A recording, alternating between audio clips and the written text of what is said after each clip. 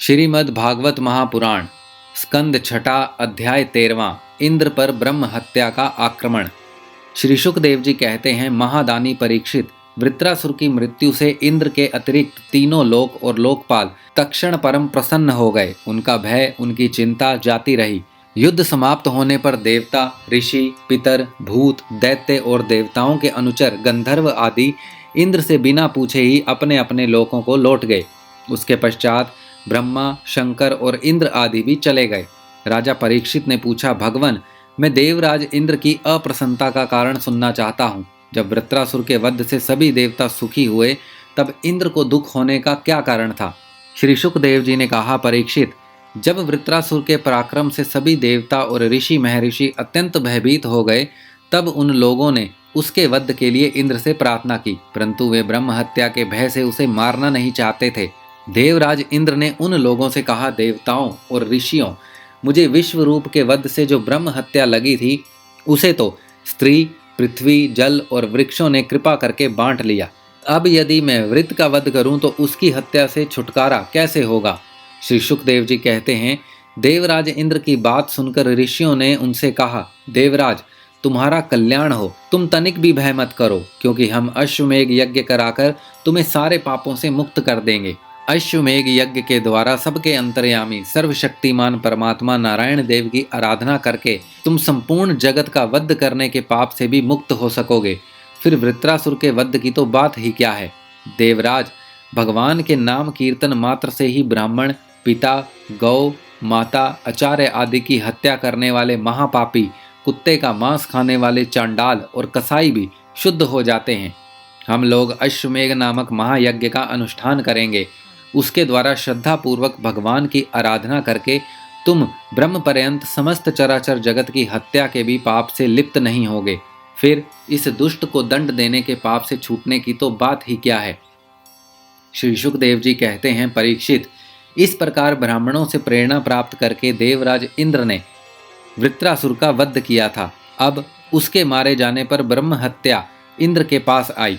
उसके कारण इंद्र को बड़ा कलेश, बड़ी जलन सहनी पड़ी। उन्हें एक क्षण के लिए भी चैन नहीं पड़ता था। सच है, जब किसी संकोची सज्जन पर कलंक लग जाता है, तब उसके धैर्य आदि गुण भी उसे सुखी नहीं कर पाते। देवराज इंद्र ने देखा कि ब्रह्म हत्या साक्षात चंडाली के समान उसके पीछे पीछे दौड़ी आ रही है। बुढ़ापे के कारण उसके सारे अंग कांप रहे हैं और क्षय रोग उसे सता रहा है। उसके सारे वस्त्र खून से लथपथ हो रहे हैं। वह अपने सफ़ेद सफ़ेद बालों को बिखेरे ठहर जा इस प्रकार चिल्लाती आ रही है। उसके श्वास के साथ मछली की सी दुर्गंध आ रही है, जिसके कारण मार्ग भी दूषित होता जा रहा है। राजन, देवराज इंद्र उसके भय से दिशाओं और आकाश में भागते फिरे। अंत में कहीं भी शरण न मिलने के कारण उन्होंने पूर्व और उत्तर के कोनों में स्थित मानसरोवर में शीघ्रता से प्रवेश किया। देवराज इंद्र मानसरोवर के कमल नाल के तंतुओं में 1000 वर्षों तक छिपकर निवास करते रहे और सोचते रहे कि ब्रह्म हत्या से मेरा छुटकारा कैसे होगा।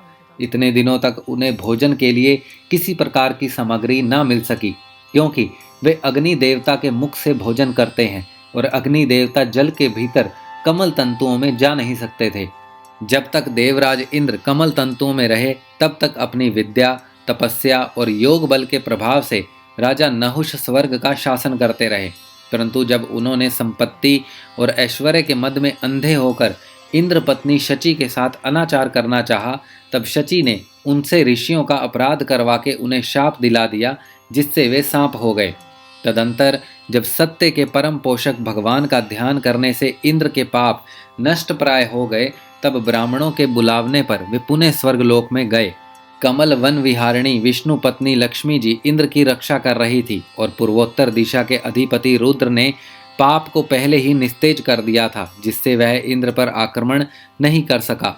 परीक्षित, इंद्र ने स्वर्ग में आ जाने पर ब्रह्म ऋषियों ने वहां आकर भगवान की आराधना के लिए इंद्र को अश्वमेघ यज्ञ की दीक्षा दी। उनसे अश्वमेघ यज्ञ करवाया। जब वेदवादी ऋषियों ने उनसे अश्वमेघ यज्ञ कराया तथा देवराज इंद्र ने उस यज्ञ के द्वारा सर्वदेव स्वरूप पुरुषोत्तम भगवान की आराधना की, तब भगवान की आराधना के प्रभाव से वृत्रासुर के वध की वह बहुत बड़ी पाप राशि इस प्रकार भस्म हो गई जैसे सूर्य उदय से कोहरे का नाश हो जाता है।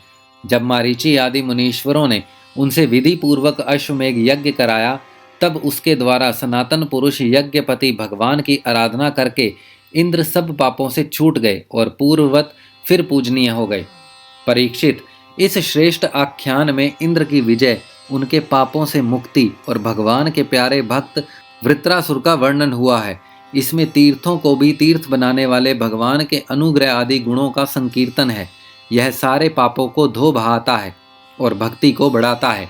बुद्धिमान पुरुष को चाहिए कि वे इस इंद्र संबंधी आख्यान को सदा सर्वदा पढ़ें और सुने। विशेषतः पो के अवसर पर तो अवश्य ही इसका सेवन करें। यह धन और यश को बढ़ाता है, सारे पापों से छुड़ाता है, शत्रु पर विजय प्राप्त कराता है तथा आयु और मंगल की अभिवृद्धि करता है। श्रीमद् भागवत महापुराण स्कंद छठा अध्याय 13वां समाप्त।